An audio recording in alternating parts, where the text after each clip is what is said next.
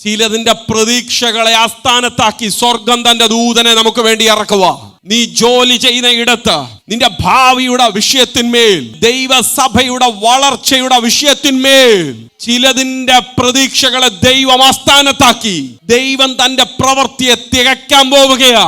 എത്ര പേർക്ക് വിശ്വസിക്കാൻ പറ്റുന്നുണ്ട്? എന്റെ ദൈവം എന്റെ വിഷയത്തിൽ മൗനമായിരിക്കത്തില്ല, ശുഭഭാവി കാണുമെന്ന് എന്നോട് പറഞ്ഞൊരു വാഗ്ദത്തമുണ്ട്. ഞാൻ ലജ്ജിച്ചു പോകാൻ എന്റെ ദൈവം അനുവദിക്കത്തില്ല. തലേന്ന് രാത്രി ദൂതൻ ഇറങ്ങി നോക്കുമ്പം പത്രോസ് നല്ല ഉറക്കവാ. എന്ത് ഈ തല പോമെന്നുള്ള സിറ്റുവേഷൻ വന്നപ്പോഴും ഭക്തൻ നല്ല ഉറക്കവാ. അങ്ങനെ ഉറങ്ങാൻ ഒരു ഭക്തനെ കൊണ്ടേ പറ്റൂ.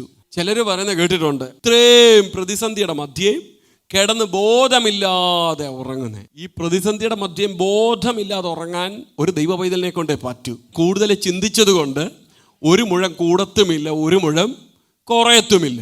ദൈവം ഒരുവന്റെ മേൽ ഒരു കാര്യം നിശ്ചയിച്ചിട്ടുണ്ടെങ്കിൽ, നിർണയിച്ചിട്ടുണ്ടെങ്കിൽ അത് തക്ക സമയത്ത് അത് സംഭവിച്ചിരിക്കും. നിന്റെ മേൽ ദൈവം ഒരു കാര്യം വെച്ചിട്ടുണ്ടെങ്കിൽ അത് സംഭവിക്കും. അത് സങ്കീർത്തനക്കാരൻ പറഞ്ഞ തന്റെ പ്രിയനോ അവനത് ഉറക്കത്തിൽ കൊടുക്കുന്നു. നീ പ്രിയനാണോ? ഉറക്കത്തിൽ തരാൻ ദൈവം വിശ്വസ്തനാ.